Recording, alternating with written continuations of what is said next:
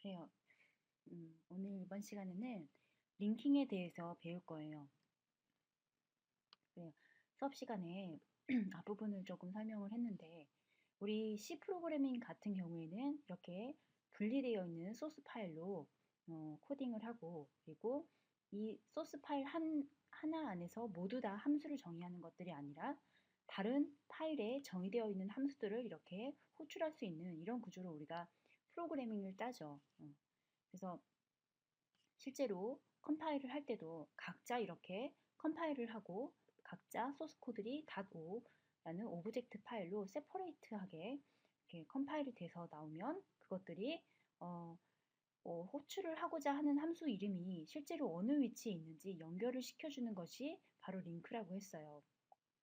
기억이 나죠? 그래서 어, 어떤 프로그램의 어떤 작업 개발의 효율성을 향상시키고 어떤 소스 간의 모듈러리티를 높여서 어떤 개발 컴파일 타임이라든지 이런 걸 줄이기 위해서 우리가 이렇게 모듈 단위로 소스 코드를 만들고 각자 컴파일을 해서 실제로 이제 실행이 되는 파일을 만들기 위해서는 각자 컴파일된 오브젝트 파일들을 하나의 어떤 실행 가능한 오브젝트 파일로 묶어서 실행을 해야 된다고 했어요. 그죠? 그런데 이렇게 하나의 실행 파일을 만든다는 것은 뭐냐 하면, 어, 각자 모듈 안에 정의되어 있는 함수 말고 다른 모듈에 정의되어 있는 함수를 호출하고 싶다면 어느 주소에 있는 것들을 호출해야 되는가? 어떤 변수를 내가 아닌 다른 함수에서 정의하는 게 있다면, 다른 소스 코드에서 그렇다면 그 변수에는 어떻게 접근을 해야 되는가? 그런 것들을 다 이제 접근할 수 있도록 어떤 접근 방법을 완성시켜주는 걸 우리가 바로 링크라고 해요.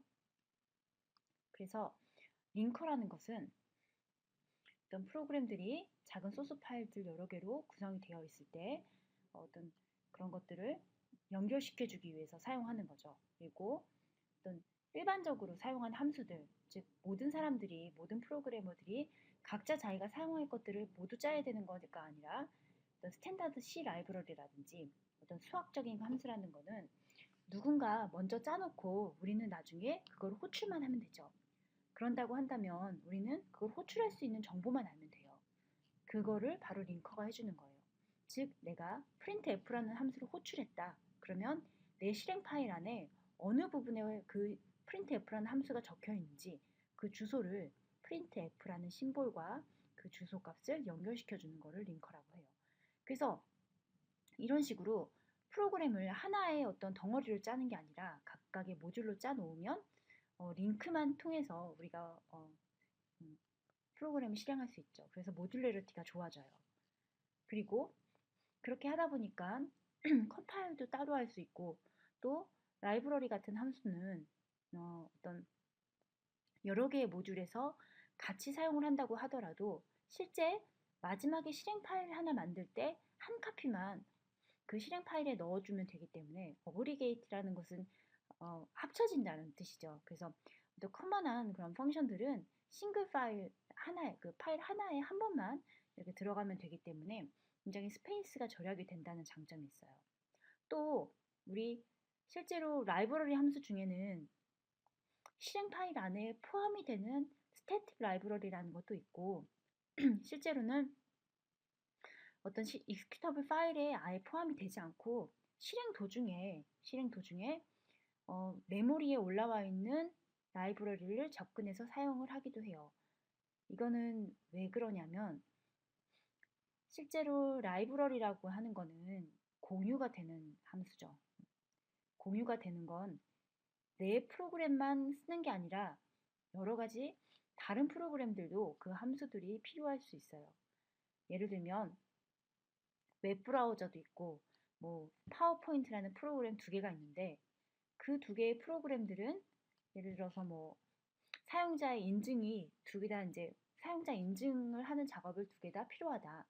그러면 사용자 인증하는 그런 함수는 실제 전체 시스템에 한 카피만 올라와 있으면 되죠.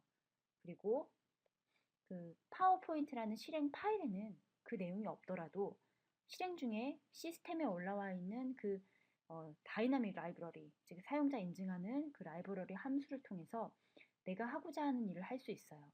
그렇기 때문에 실행 파일에도 없어도 되기 때문에 우리가 스페이스도 절약을 할 수 있어요. 그래서 링커라고 하는 것은 내가 실제 컴파일 타임에 어디에 있는지 실제 코드가 없더라도 이미 컴파일 되어 있는 다른 모듈의 함수들을 가져다 사용할 수 있는 방법을 제공해 준다. 그래서 그거는 모듈레러티를 좋게 만들어주고 효율성을 향상시키는 장점이 있죠. 그렇다고 하면 구체적으로 링커가 하는 일에 대해서 다시 한번 살펴봅시다. 링커가 하는 일은 심볼을 결정해 주는 거예요. 심볼을 결정한다는 것은 어떤 변수 이름이라든지 함수 이름이 실제로 메모리에 어느 주소를 가리키는지, 어디에 있는 코드를 나타내는지를 매핑을 시켜주는 그런 역할을 하는 거죠. 그래서 다시 한번 살펴보면 프로그램이라고 하는 거는 우리가 함수를 정의해 놓고 이런 식으로 호출을 해서 사용하고, 어떤 변수 같은 경우에는 심볼을 이제 xp라는 심볼을 정의해 놓고 정의와 동시에 사용을 할 수도 있어요. 그런다면 이 심볼이라고 하는 것은 실제로 프로그램 안에 심볼 테이블에 저장이 됩니다. 자, 우리가 심볼이라고 하는 거는 왜 만들었을까? 생각해 보시면 실제로 프로그램이 실행이 될 때 그 내부적으로 동작하는 것을 보면 심볼은 없죠. 심볼은 없고 메모리 주소를 알려주면 그 메모리 주소에 있는 명령어를 읽어와서 실행을 하거나 또는 그 메모리를 주소에 있는 데이터를 저장하거나 읽거나 하는 작업을 하면서 컴퓨터가 실행이 되는 거예요. 그런데 우리가 프로그램을 짤 때 메모리 주소를 가지고 직접 프로그램을 짠다면 너무 어렵겠죠. 예를 들어서 제가 swap이라는 함수를 호출하는 게 아니라 메모리 800번지에 있는 코드를 호출한다. 이런 식으로 쓰려고 한다면 그 위치가 매번 달라질 때마다 제가 숫자를 다시 바꿔줘야 되고 또 숫자를 기억하기도 어렵고 그렇게 되는 거죠. 그래서 실제로 심볼, 즉 변수명이나 함수명이나 이런 것들은 메모리 주소를 내가 잘 기억하기 위해서, 또 어떠한 위치의 메모리 주소가 바뀌더라도 내가 그거를 하나의 심볼로 나타내기 위해서 그런 심볼이라는 개념이 들어가는 거예요. 그래서 프로그램은 실제 실행을 하기 위해서는 그 심볼로 접근을 하는 게 아니라 어때요?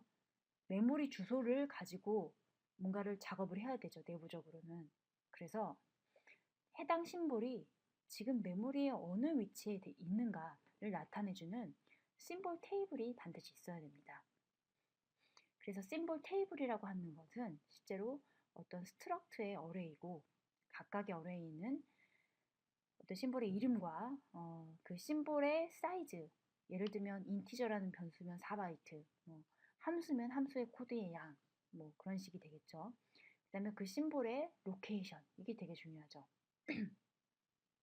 나의 프로그램 실행 파일 중에 X라고 하는 심볼은 도대체 어디를 의미하는지 그 메모리 주소를 가지고 있습니다. 그래서 링커는 어떻게 되냐면 그 심볼이 정확하게 심볼 데피니션 하나에만 연관이 되도록, 이 얘기는 무슨 얘기냐면 내가 X라고 표현을 했을 때 X라는 값이 딱 하나로 결정이 되어야지, 이게 X가 800번지에도 X가 있고 300번지에도 X가 있고 이렇게 되면 앰비규어스하기 때문에 우리가 실행을 할 수 없죠. 그래서 링커는 어소시에이트 하는 거예요. 어떤 심볼 레퍼런스, 각각의 심볼 레퍼런스를 하나의 데피니션으로. 그렇죠. 그래서 우리가 변수를 int a 하고 또 다른 파일에서 또 int a 하면 에러가 나는 거죠. 그래서 링커가 하는 작업을 이제 두 번째 단계는 뭐냐면, 첫 번째 단계는 심볼이 각각의 내 프로그램에서 어느 위치에 있는지 결정을 했었어요. 그런데 여러분들 생각해 보세요. 그 링컨은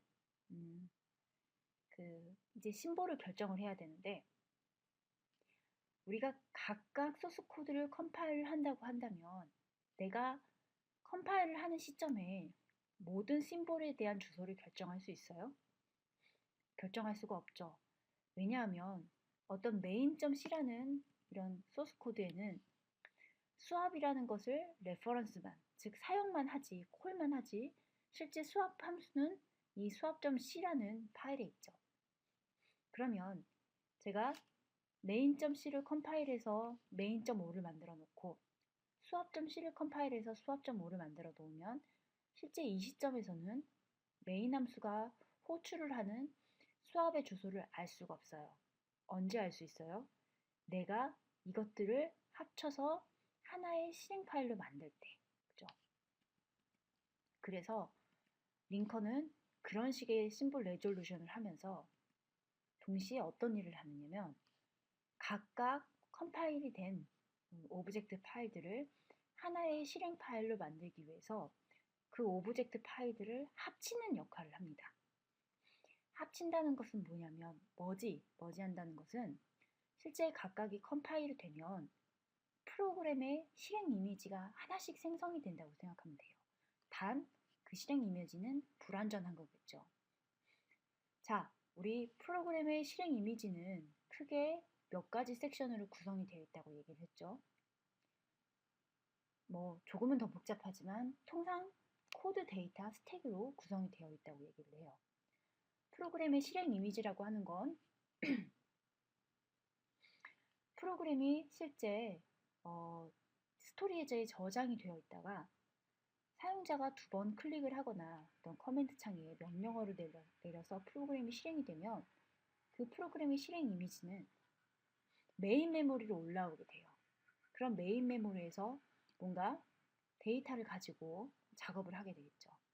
그렇다고 하면 그 메인 메모리에 올라와 있는 프로그램의 영역, 그걸 우리가 보통 프로그램의 실행 이미지라고 얘기를 합니다. 그래서 일단 첫 번째 영역은 코드, 데이터, 스택.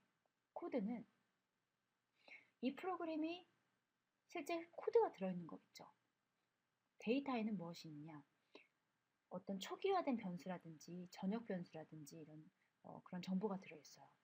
그렇다고 하면 스택에는 어떤 정보가 저장이 돼요?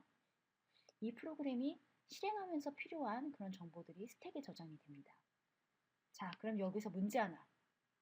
우리가 프로그램을 아직 실행하기 전에, 즉 스토리지에 있는 실행 이미지 상태에서는 코드, 데이터, 스택 중에 어떤 부분만 있을까요? 네, 스택은 없고 코드하고 데이터 부분만 가지고 있습니다. 왜냐하면 여러분들 생각해 보세요. 스택이라고 하는 건 실행 중에 펑션, 함수를 콜하면서 어떤 그런 지역 변수라든지 그 작업 내용이라든지 이런 것들을 저장하는 거기 때문에 내가 아직 실행이 되지 않은 스토리지에 저장이 되어 있는 실행 이미지라면 이러한 스택을 유지를 할 필요가 없습니다. 그래서 실제 여러분들이 컴파일을 해놓으면 코드하고 데이터로만 구성이 되어 있어요. 그렇죠?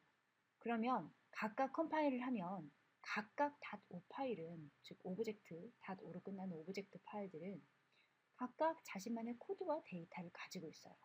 그 섹션들을. 그러면 우리는 그 오브젝트들을 하나를 모아서 하나의 큰 실행 파일로 만들기 위해서는 각 오브젝트마다 있는 코드를 다 모아서 어떤 실행 파일의 코드 하나를 만들어주고 데이터 섹션들을 다 모아서 실행 파일을 데이터 섹션으로 하나의 데이터 섹션으로 만들어줘야 되는 거예요. 그런 작업을 누가 하냐면 링커가 해줍니다. 어떻게? 오브젝트 파일들을 받아서. 그리고 만약에 그런 심볼들이 이러한 재배치, 리로케이션으로 인해서 심볼의 주소가 바뀌었다면 당연히 바뀌겠죠. 왜? 예를 들어서 main.5에는 코드가 0번지부터 10번지까지 있었고 수압.5에서도 코드 부분이 0번지부터 10번지까지 있을 수 있죠. 왜? 각각 컴파일했기 때문에. 그렇지만 이 두 개를 합친다고 한다면 코드 영역은 0에서부터 20번지까지 있을 거고 앞에는 뭐 메인의 코드, 뒤에는 수압의 코드 이런 식으로 생성이 될 수 있겠죠. 그러면 수압에 있던 심볼들은 다 10번지만큼 오프셋이 떨어져서 다시 주소가 바뀌었겠죠. 그래서 그런 식의 심볼들이 바뀐 게 있다면 다시 그 로케이션들을 잡아주게 됩니다.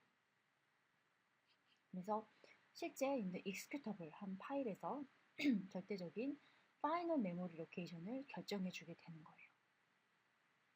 그리고 만약에 이 심볼들을 참고하고 사용하는 부분이 있다면 그 주소도 다 바꿔줘야 되겠죠. 그래서 이러한 리로케이션 작업을 해요.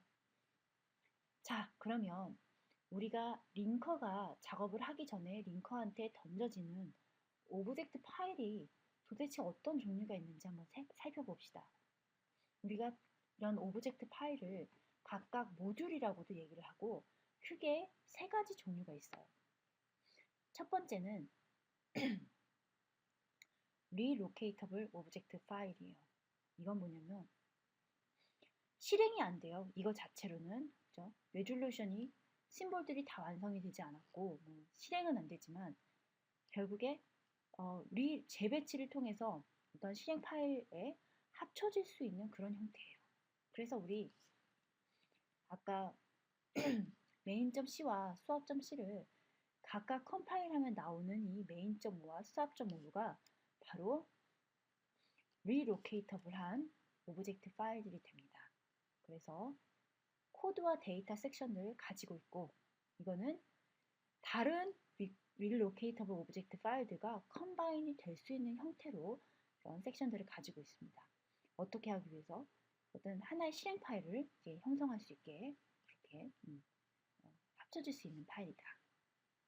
그래서 닷오 파일은 각각의 닷오 파일은 정확하게 하나의 소스 파일로부터 생성이 되는 거예요. 그러면 두 번째 종류는 뭐냐? 즉 executable object 파일이에요. 이거는 finally 우리가 실행할 수 있는 실행 파일 하나를 의미합니다. 그래서 그 리눅스에서는 소스 코드를 컴파일하면은 디폴트로 생성이 되는 실행 파일 이름이 a.out이라고 했죠. 그래서 우리가 보통 그냥 이것을 a.out 파일이라고 얘기를 하기도 하고 우리가 GCC에서는 -5 옵션을 주면 아웃풋 실제 실행 파일의 이름을 새롭게 만들어 줄 수는 있어요. 어쨌든 최종적인 이 실행 파일은 코드와 데이터 섹션을 가지고 있는데 어떤 형태냐면 이제 정말로 이제 메모리에 카피가 돼서 우리가 적재가 된다고 해야죠. 스토리지에서 메인 메모리로 그 데이터와 코드 영역이 올라가서 아주 실행이 될 수 있는 그런 파이널한 형태로 코드와 데이터 섹션을 가지고 있다. 그래서 둘 다 뭐예요? 그 스택은 없고 코드와 데이터 섹션을 가지고 있다. 이런 뜻이죠. 그 다음에 세 번째 종류는 뭐냐면 쉐어드 오브젝트 파일이에요. 여러분들 작업을 개발을 이제 리눅스 환경에서 하시다 보면 .so라는 파일을 굉장히 많이 볼 거예요. .so라고 하는 것은 뭐냐면 아주 특별한 형태의 리로케이터블 그러니까 어떠한 다른 오브젝트 파일들하고 이런 오브젝트 파일들하고 합쳐질 수 있는 개념이죠. 그래서 메모리에 적재가 될 수 있고 아주 실행하는 동안에 링크가 될 수도 있다는 뜻이에요. 로드 타임 또는 런 타임에. 그러니까 무슨 뜻이냐면 내가 이렇게 실행 파일을 하나 만들어 놓으면 그 중에 일부는 코드 영역이 있고 일부는 데이터 영역이 있고 뭐 일부는 나중에 지금은 할당이 안 되겠지만 스택 영역으로 사용이 될 수 있어요. 그럼 이 프로그램의 실행 파일 이미지라고 하는 건 우리가 나중에 배우겠지만 가상 메모리 시스템에서는 실제 물리적 메모리가 얼마나 있는지 모르겠지만 나는 0번지부터 2의 32번지까지 사용할 수 있는 공간이 있다 라고 생각을 하는 거예요. 그러면 그 중에 제가 예를 들어서 코드를 printf hello world라고 찍었어요.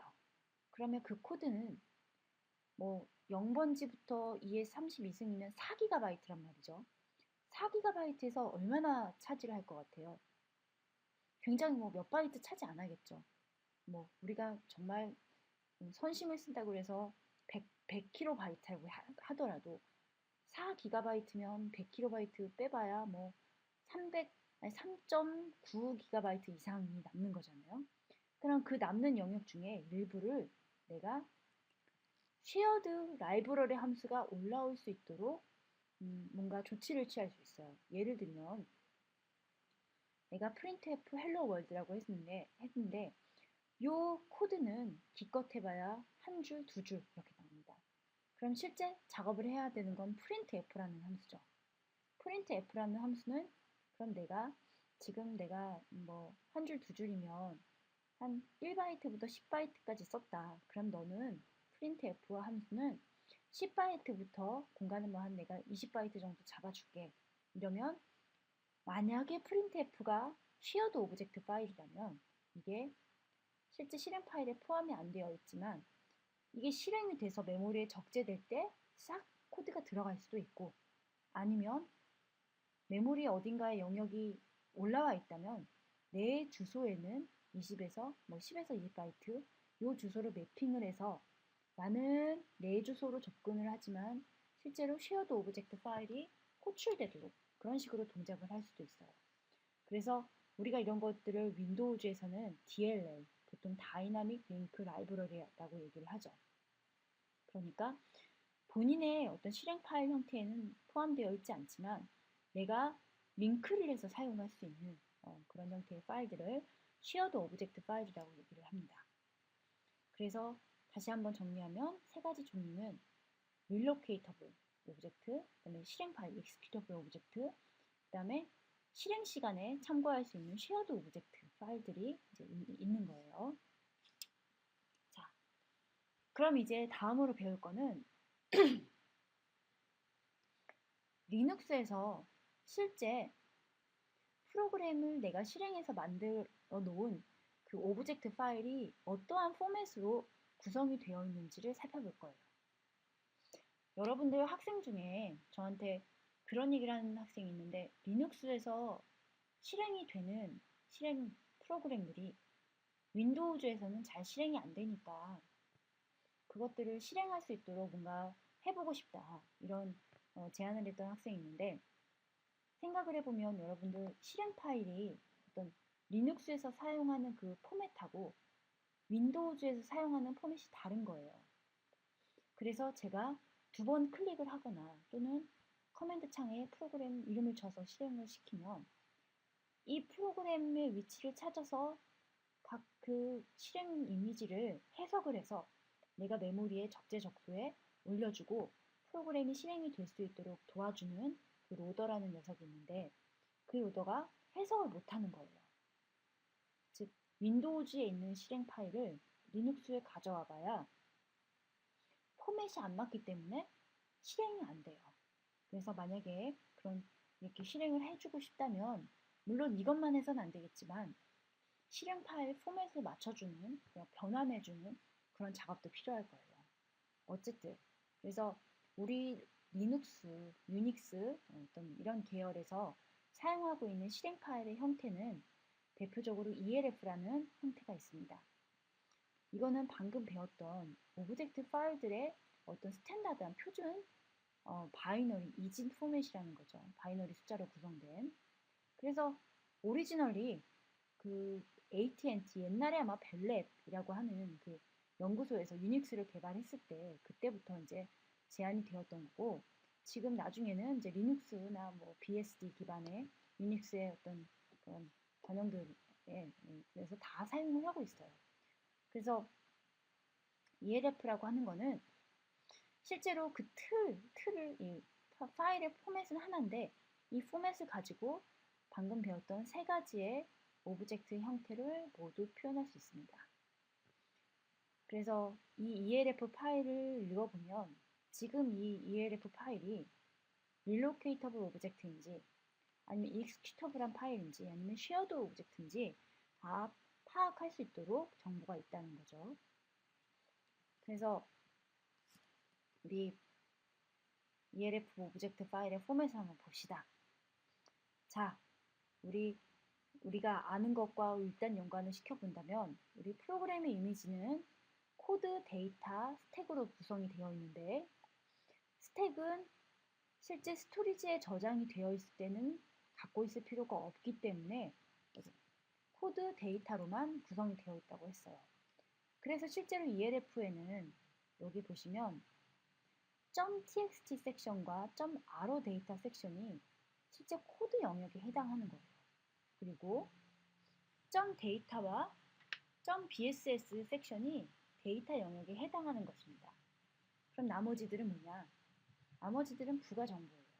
한번 살펴보면 맨 위에는 ELF 헤더가 있어요. 이 헤더에는 실제 이 프로그램이 뭐 한 워드를 몇 바이트로 하는 그런 프로그램이라든지 아니면 뭐 빅엔디안인지 뭐 리틀엔디안으로 인스트럭션이 써여져 있는지 어떤 바이트 오더링 정보가 있고 그리고 이 파일이 조금 전에 배웠던 릴로케이터블 오브젝트인지 쉐어드 오브젝트인지 어떤 그런 파일 타입들 익스큐터블인지 그런 것도 적혀 있고 그 다음에 이게 뭐 머신 타입이 어느 것 기반으로 만들어진 실행 파일인지 뭐 인텔 아키텍처인지 뭐 그런 정보들이 ELF 헤더에 있습니다.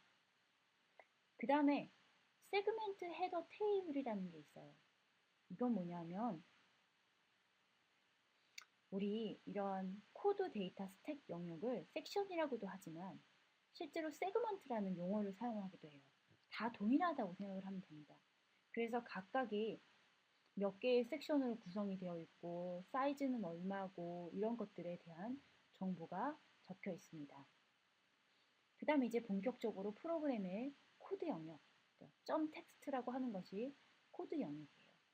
그리고 점 ro 데이터라고 하는 건 이게 read only 데이터인데 여기에는 뭐가 적혀 있냐면 우리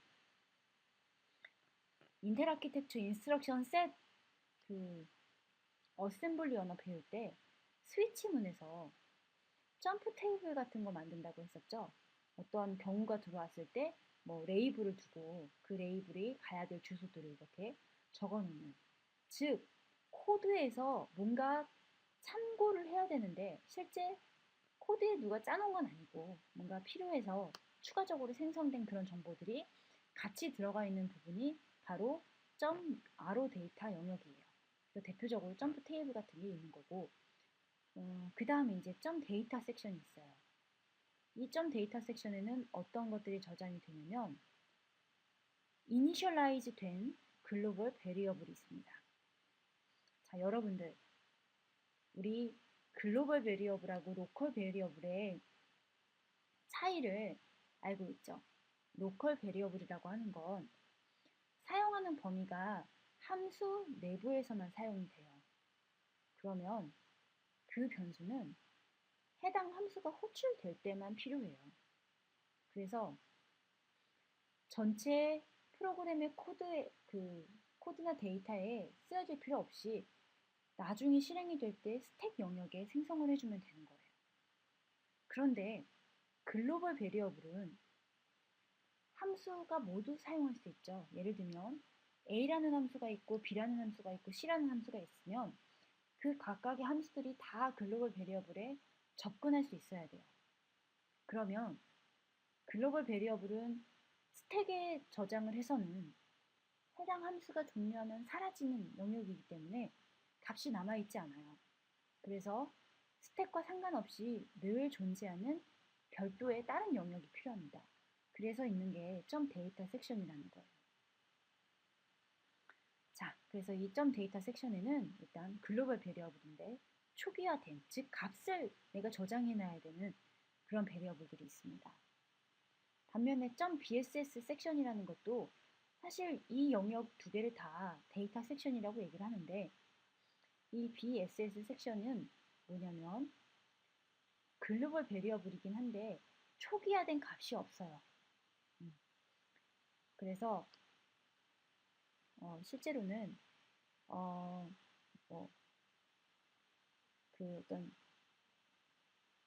이거는 이제 실제로는 스페이스를 차지하지 않아요. 왜냐하면 내가 저장할 값이 없기 때문에 이 글로벌 베리어블이라는 게 있다. 그 정도의 정보만 가지고 있습니다. 이 .bss 섹션에는. 그래서 실제 실행 파일에는 이 스페이스를 차지하지 않아요. 그래서 .bss 섹션에는 실행 파일에는 포함되어 있지 않다. 실행이 될 때 이것도 생성이 되는 영역입니다. 그래서 이 .bss가 실제 이게 데이터를 저장하는 영역인데 이름이 참 어렵죠. BSS. 이게 실제로는 어디에서 시작이 되는 거냐면 이게 블락 스타티드 바이 심볼이라 그래서 어떤 요 밑에서부터 이제 사실 요거는 부가 정보고 원래는 스택이 시작되는 부분이죠. 스택이 시작되는 부분인데 스택 시작하기 전에 이 영역은 다 심볼, 함수라든지 어떤 변수가 저장되는 공간이죠. 그래서 여기서부터 시작한다는 의미로 블락 스타티드 바이 심볼의 준말이 .bss였어요. 그런데 이게 외우기 어렵기 때문에 보통 사람들은 배럴 세이브 스페이스, 즉 이니셜라이즈 되지 않은 글로벌 베리어블들은 내가 그 베리어블의 값을 저장해 놓을 필요가 없기 때문에 실제로 스페이스를 차지하지 않는다고 했죠. 그래서 배럴 세이브 스페이스라고 얘기를 한다는데 글쎄요, 저는 네, 두 개 다 그렇게 잘 외워지진 않네요. 네. 어쨌든 그 다음 영역에 대해서 한번 봅시다. 그 다음 영역은 실제 어떤 프로그램 자체라기보다는 어떤 프로그램을 실행하기 위한 정보 또는 디버깅 정보들이 담겨져 있는 영역이에요. 그래요. 그래서 심볼 테이블은 요 .bss 섹션 다음에 이제 심볼 테이블이 놓여지게 되고요. ELF 파일에서는 이런 식의 포맷이에요. 뭐 다른 파일에서는 심볼 테이블이 앞에 뭐 나올 수도 있겠죠. 하지만 ELF에서는 이런 식으로 쓴다는 거고. 그 다음에 나오는 relocation.txt, real.data 섹션은 내가 지금은 필요 없지만 나중에 내가 리로케이션이 될 때 뭔가 결정을 해줘야 되는 심볼이 있다거나 어떤 그럴 때 사용을 해야 되는 정보가 있다면 이곳에 쓰여주게 됩니다. 그래서 자 봅시다. relocation.text 섹션에는 재배치, 리로케이션을 할 수 있는 인포메이션을 적게 되어 있대요. 어디에 대한? 이 텍스트 섹션에서 뭔가 내가 텍스트 섹션을 리로케이션 할 때 뭔가 참고를 해야 되는 정보가 있다면 여기에 적어주는 거예요. 어떤 것들, 어떤 인스트럭션의 주소들, 어떤 거, 실제 익스큐터블한 파일에서 수정이 돼야 될 필요가 있는 것들이라면 여기다 뭔가 적어주네요. 그리고 어떻게 수정을 해야 되는지 인스트럭션도 주게 돼요. 나중에 우리가 구체적인 예를 한두 개 정도 볼 거예요. 그 다음에 똑같은 건데 데이터 섹션에 대한 리로케이션 정보는 여기 이제 들어가게 됩니다. 그 다음에 실제 맨 밑에 이제 .debug 섹션이 있어요. 여러분들이 gcc-g 옵션을 주면 나중에 실행을 시키면서 gdb라는 툴을 사용해서 이 프로그램에 실행한 그런 디버깅을 할 수 있어요. 예를 들어서 명령어 한 줄 한 라인 실행을 하면서 어떤 변수의 값이 변하는지 본다든가 어떤 스택의 뭐 함수 펑션 콜의 프로시저를 본다든가 그런 것들을 이제 다 볼 수 있는데 그런 것들을 지원하기 위해서 내가 뭔가 정보를 저장을 하고 있어야 되는 것들이 있어요. 그런 거 우리가 디버그 섹션에 저장을 해놓는다 이런 뜻입니다. 그 다음에 맨 끝에는 섹션 헤더 테이블이 있는데 이거는 각 섹션의 오프셋, 그러니까 이게 어디에서부터 시작하고 그 사이즈가 얼마인지 그 테이블에 이제 저장이 되어 있는 거죠. 그래요. 그래서 이제 여기까지는 ELF 파일의 포맷에 대해서 배웠고 그 다음은 링커가 바라보는 심볼이라고 하는 거는 어떠한 종류로 나눠볼 수 있는가 뭐 여러 가지 기준이 있지만 지금 살펴볼 거는 이 심볼의 적용 범위에 대한 거예요. 즉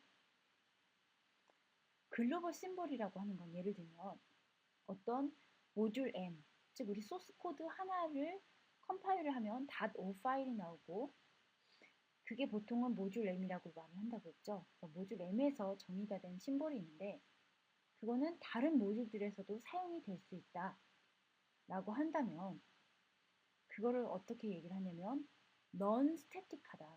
이게 static하다는 거는 한정적인 그런, 그런 범위를 한정하는 걸 의미해요. 그래서 지금 내가 정의를 해놓은 걸 다른 모듈에서도 사용할 수 있으면 그거는 non static한 C functions 그리고 글로벌 베리어블인데 어디서든 어느 모듈에서든 사용 가능한 스태틱, non-static 글로벌 베리어블이라고 얘기를 합니다. 그러면 익스터널 심볼이라고 하는 건 뭐냐? 익스터널 심볼은 내가 정의하지 않았어요. 글로벌 심볼은 모듈 M이 정의를 한 거죠. 내가 정의를 했고 남들도 사용할 수 있는 것들은 글로벌 심볼. 지금 모듈 M에서는 정의를 하진 않았어요. 남이 some other 모듈이 정의를 했는데 나는 그거를 사용만 해요. 레퍼런스만 해요. 그런 경우에 그러한 심볼들은 익스터널 심볼이라고 부르는 거예요. 반면에 로컬 심볼이라고 하는 게 있어요. 로컬 심볼은 뭐냐면 자 보세요. 모듈 내 파일에서 내 소스 코드에서 정의를 해놨고 내 소스 코드 안에서만 아주 익스클루시브 이건 독점하겠다는 거죠. 거기서만 딱 사용을 하겠다는 거예요. 정의도 내가 있고 나만 사용할 거야. 이런 것들 우리가 로컬 심볼이라고 봐요. 그래서 실제 예를 들어서 C 펑션이나 베리어블들이 앞에 스태틱이라는 지정어 이거 뭐라고 하죠? 아무튼 스태틱이라고 하는 그 예약어 그걸 붙여서 정의를 하는 경우가 있어요. 이런 경우에는 그 해당 심볼이 그 정의된 모듈 안에서만 사용이 가능해요. 그래서 이제 이렇게 나눌 수 있고 여러분들이 지금 헷갈리면 안 되는 게 우리가 그 보통 로컬 베리어블이라고 하는 거는 함수 내에서 정의하는 거를 로컬 베리어블이라고 했죠.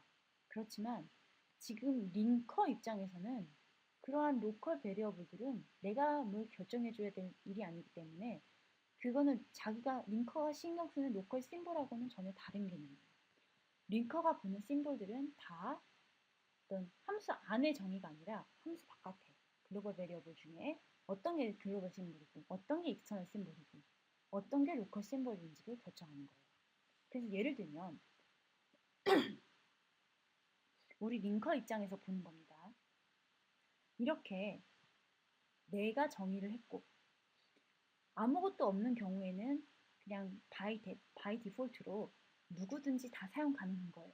내 모듈뿐만이 아니라 다른 그 소스 코드로 만들어진 모듈에서도 지금 인티저 버프 그 E라고 하는 어레이는 사용이 가능해요. 그래서 이런 것들을 글로벌 심볼이에요. 만약에 수압이라고 하는 함수가 있었죠. 펑션. 이 펑션도 심볼이 수압이죠. 수압이라고 하는 펑션은 내가 정의하진 않았지만 남이 정의를 해놨죠. 그래서 이거는 익스터널 심볼이에요. 반면에 명시적으로 익스턴, 인티저, 버프 이렇게 놓으면 지금 전체를 뒤져봐도 내가 정의해 놓은 버프라고 하는 어레이는 없어. 그렇지만 남이 정의를 해놓은 게 있으니까 그냥 일단 사용할 거야. 그래서 컴파일이 되죠. 그런 것들도 익스터널 베리어블이에요. 익스터널 심볼. 그 다음에 여기 스태틱 하고 인티저 버프 p1 이렇게 했다. 그러면 이 변수 인티저 포인터 타입의 이 버프 p1이라는 변수는 실제 이 메인.c라는 모듈에서 메인.5에서는 접근이 안 돼요. 얘는 익스턴 뭐 어쩌고저쩌고 해도 이거는 이 메인.5한테 보이지도 않아요. 여기 안에서만 사용할 수 있어요. 그래서 이걸 우리가 로컬 심볼이라고 얘기를 합니다. 그리고 이런 식으로 그냥 선언을 해놓은 만약에 여기 앞에 스태틱이 붙었다. 스태틱 보이드 수압이다. 그러면 메인에서 이렇게 수압이라고 호출할 수가 없어요. 이 수압이라는 함수는 이 수압점 C 안에서만 보이는 거거든요. 그렇지만 지금 스태틱이 안 붙었기 때문에 글로벌하게 보입니다. 자, 반면에 이 함수 안에 있는 것들을 우리가 보통 로컬 베리어블이라고 하는데 이 로컬 베리어블들은 실제로 링커는 몰라요. 이거는 나중에 스택 함수가 호출이 되면 그때 뭐 주소값이 결정이 되죠. 스택 포인터에 뭐 몇 바이트 떨어진 곳에 템프를 넣어라 뭐 이런 식으로. 그래서 링커는 이렇게 템포러리한 베리어블에 대해서는 아무것도 몰라요. 그죠? 링커가 보는 로컬 싱글이라고 하는 건 스택 뒷 지정자가 붙은 글로벌 베리어블 같은 거다. 이렇게 헷갈리지 않고 혼동하지 않고 알아두셔야 합니다. 그래서 링커가 하는 작업들을 다시 한번 정리를 해보면 우리 그 리로케이터블 재배치가 가능한 오브젝트 파일들은 점 텍스트하고 점 데이터 영역으로 구성이 되어 있어요. 코드 영역과 데이터 영역. 그래서 메인도 컴파일하면 점 텍스트 점 데이터가 있고 수압도 컴파일하면 수압.5가 점 텍스트 점 데이터가 있으면 이것들을 합쳐서 내가 하나의 텍스트 영역, 하나의 데이터 영역을 만듭니다.